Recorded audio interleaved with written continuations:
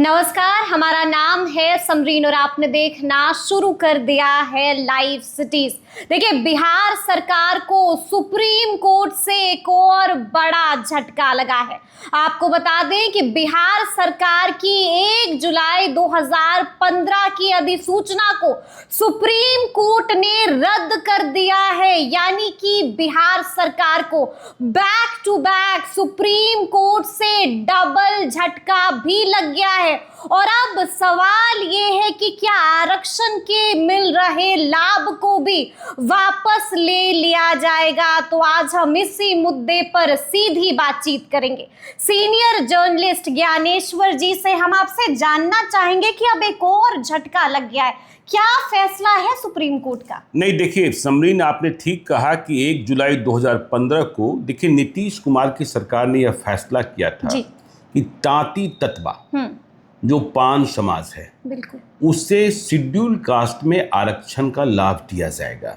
मतलब पहले वह ईबीसी की श्रेणी में थे, उन्हें शेड्यूल कास्ट की श्रेणी में शामिल किया गया और उन्हें एससी एसटी मतलब शेड्यूल कास्ट का जो आरक्षण का लाभ है वह मिलना प्राप्त हो गया।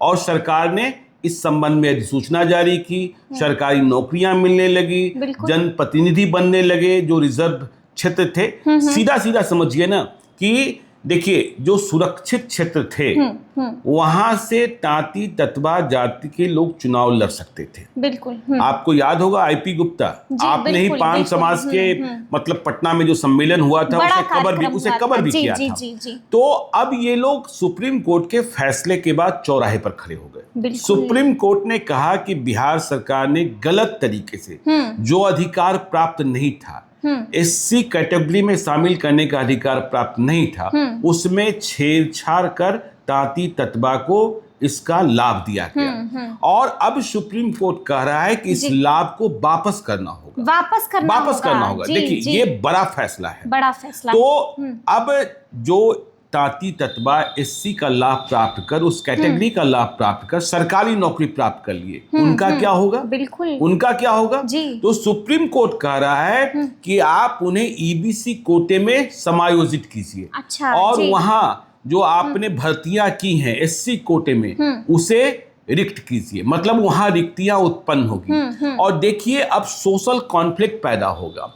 और देखिए नीतीश कुमार के लिए बड़ी चुनौती है। बिहार आरक्षण कानून रद्द हुआ। जब महागठबंधन की सरकार थी, भाजपा ने भी समर्थन किया था कि आरक्षण का लाभ मिलना चाहिए। हाँ, देखिए जब बिहार में जातीय सर्वे हुआ उसके बाद 50% से बढ़ाकर 65% आरक्षण कर दिया गया और साथ में ईडब्ल्यूएस के लिए 10%।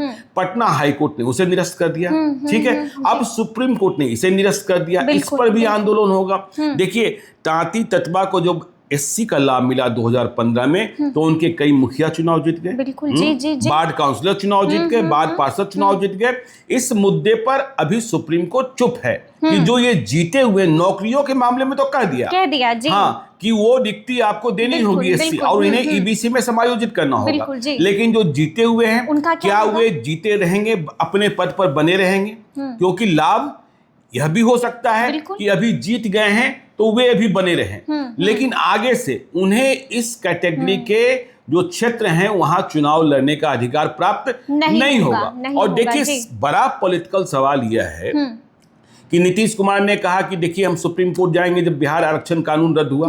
अब सुप्रीम कोर्ट ने 2015 वाले को रद्द कर दिया। जी। तो सुप्रीम कोर्ट में बिहार आरक्षण कानून को जो चुनौती दी जा रही है रद्द करने के फैसले को, उसका फलाफल क्या होगा यह भी आप समझ सकते हैं। तो देखिए अब क्या पॉलिटिकल लड़ाई शुरू होगी कि जब बिहार आरक्षण कानून लागू किया गया था तब नीतीश कुमार और तेजस्वी यादव साथ में थे और बीजेपी भी समर्थन कर रही थी। तब कहा गया था कि इसे शेड्यूल 9 में शामिल कर लीजिए ताकि कोई लीगल स्क्रूटनी नहीं हो सके, कोई कोर्ट दखल नहीं कर सके, जैसा कि तमिलनाडु में जयललिता ने कराया था जब पीवी नरसिम्हा राव की सरकार को। तो शेड्यूल 9 में शामिल नहीं किया गया। शेड्यूल 9 में शामिल कराने की बात आज भी तेजस्वी यादव कर रहे हैं।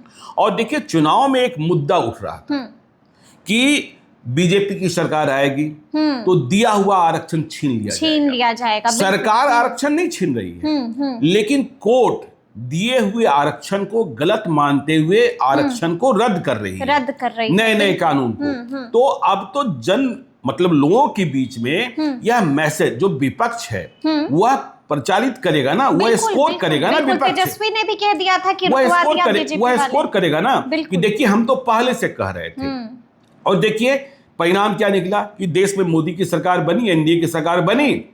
इसके बाद पटना हाई कोर्ट ने बिहार आरक्षण कानून रद्द किया, और इसके बाद देखिए पुराने मामले खंगाले जा रहे हैं। 2015 से चला आ रहा, 9 साल पहले दिया गया था।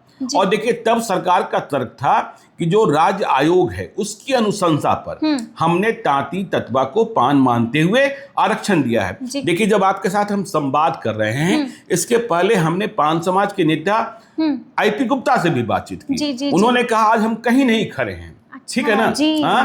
हम तो एससी रहे नहीं, सुप्रीम कोर्ट के फैसले के बाद साजिश हुई हमारे खिलाफ, और हम जो हैं उससे हमें अलग कर दिया गया। अब हमें ईबीसी में इन्हें शामिल करना होगा, लेकिन वे कह रहे थे कि हम आंदोलन करेंगे। लेकिन सुप्रीम कोर्ट कह रहा है कि छेड़छाड़ का अधिकार एससी कैटेगरी में है ही नहीं। जो संसद ने कानून पारित किया है उसके हिसाब से न केंद्र सरकार न राज्य सरकार, दोनों सरकारें छेड़छाड़ नहीं कर सकती हैं। तो आंदोलन करेंगे या फिर बड़े बेंच के पास जाएंगे सुप्रीम कोर्ट में, या फिर कॉन्स्टिट्यूशनल पीठ के पास जाएंगे, यह अलग बात होगी। लेकिन अभी तो आप वंचित हो गए।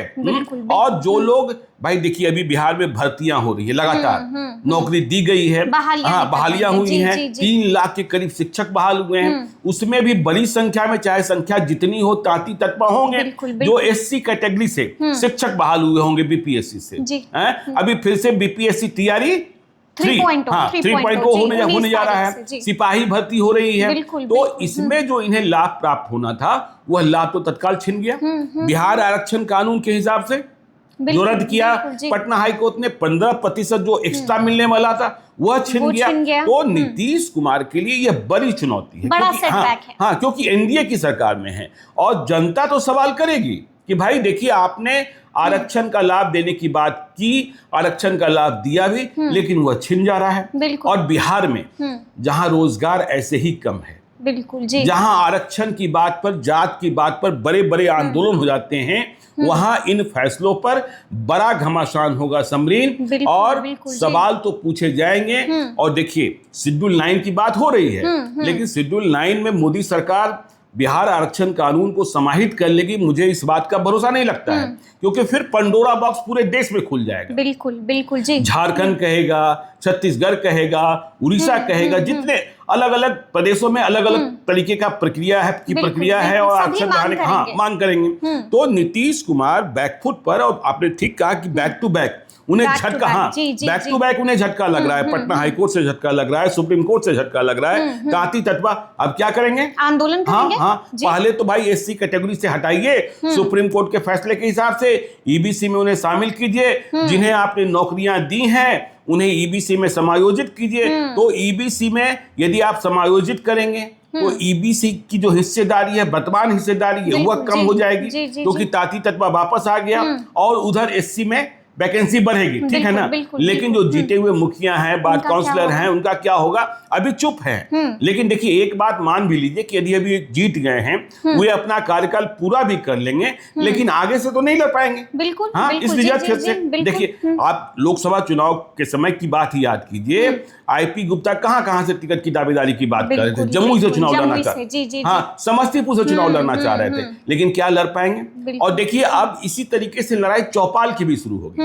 चौपाल भी एससी में है, चंद्रहास चौपाल। देखिए चंद्रहास चौपाल जो चुनाव लड़ रहे थे, विधायक हैं सुपौल से, और तेजस्वी यादव उदाहरण दे रहे थे कि हमने एक सामान्य क्षेत्र में हमने एक दलित को चुनाव लड़ाने का फैसला किया है। तो जिस तरीके से तांती तत्वा का 2015 में इन्हें दिया गया था, 2014 में उन्हें दिया गया था, तो अब यह बात सुप्रीम कोर्ट में लेकर फिर को चला जाएगा, तो चौपाल पर भी खतरा पैदा होगा। तो नीतीश कुमार इस बार लोकसभा के प्रत्याशी भी थे। तो नीतीश कुमार इस राजनीति को कैसे समझेंगे, और जो लोग गुस्सा होंगे उन्हें कैसे समझा पाएंगे? तेजस्वी यादव तो कहेंगे ही कि हम तो कह रहे थे, कांग्रेस भी कहेगी कि आरक्षण छीनने की बात हम कर रहे थे।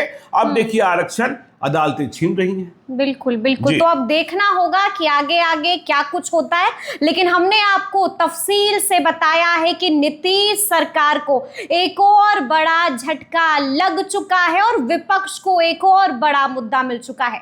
तो फिर ये पूरी बातचीत आपको कैसी लगी है, कमेंट करके हमें जरूर बताइएगा। तो ऐसे तमाम अपडेट्स के लिए ऐसे ही हमारे साथ बने रहिएगा और देखते रहिएगा लाइव सिटीज। बहुत शुक्रिया।